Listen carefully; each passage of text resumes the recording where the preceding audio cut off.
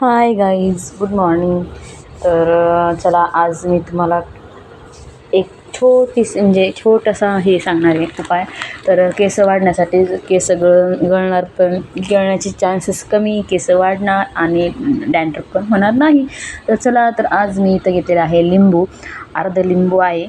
आणि त्यानंतर मी घेतलेली आहे मेथी.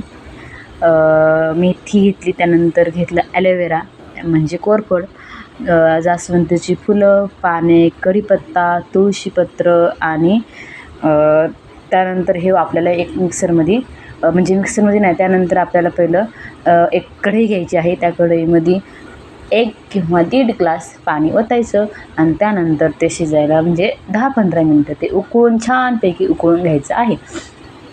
एक छानपैकी उकळून घ्यायचं. त्यानंतर ते त्याची हे होतं ना, केस तर त्याने वाढतात पण आणि डॅन्ड्रफ पण होत नाही आणि मुळात केसांना जरा शाईन पण येते. ह्या साहित्य टाकल्यावर त्यामुळे ते केसांना जरा शाईन पण येते, वाढ पण होते आणि हे आपलं घरगुती छोटंसं उपाय आहे. त्यानंतर इथं ते थोडंसं 10-15 मिनटं मी शिजून उकळून घेतलं. त्यानंतर त्याची ते जेल बाजूला काढलेलं आहे, ते पाणी उकळलं ते मी बाजूला काढलेलं आहे. त्यानंतर आपल्याला हे घ्यायचं आहे मिक्सरचं भांडं आणि ते मिक्सरचं भांडं आपण सगळं वाटून घेतलेलं आहे.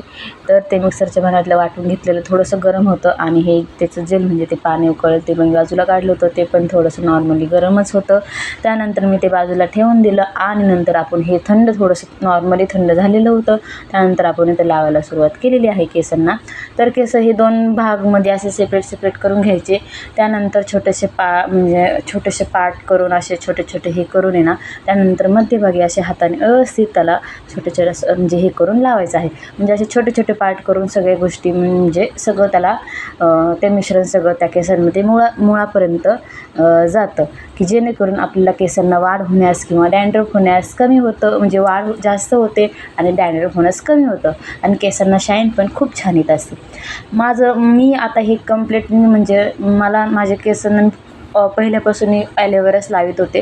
त्यानंतर मी ही छोटे टिप्स चालू केल्या, थोडं. त्यानंतर माझे केसांची खूपच छान झाली आणि त्यानंतर नॉर्मली 2-3 महिने मी बंद केलं होतं.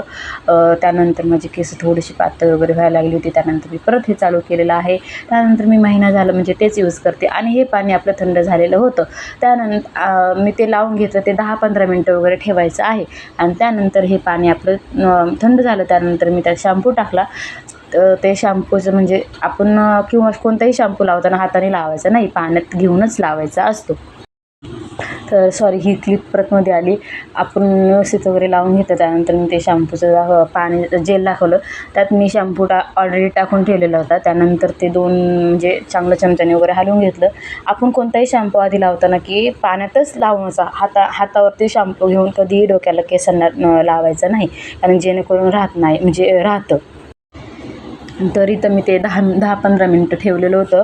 10-15 मिनटं काय जास्त, 20 मिनटं 30 मिनटं, अर्धा तास झाला होता का ऑलरेडी माझ्या. त्यानंतर मी ते पाणी घेतलं होतं ना, त्यानंतर ते पाणी चांगलं व्यवस्थित लावून त्या पाण्याने वगैरे आपल्याला केस चांगले वॉश करून घ्यायचे होते.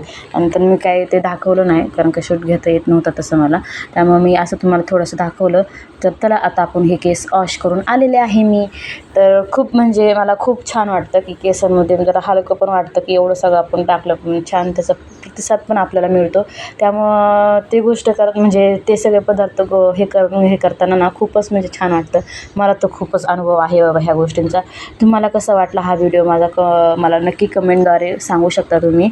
आणि लाईक पण करा, शेअर पण करा आणि त्यानंतर मी टावेलनी केस वगैरे बांधून ठेवलेलं आहे. तुम्हाला कशी वाटली ही माझी ट्रिप? खूपच छान आहे ना. तर तुम्ही पण एकदा नक्की ट्राय करा. मला पण वाटतं की असं तुम्ही हे ट्राय केलं पाहिजे आणि ही ट्रिप खूपच भारी आहे. नक्कीच ट्राय करा. माझा व्हिडिओ कसा वाटला? छोटासा छान वाटला ना?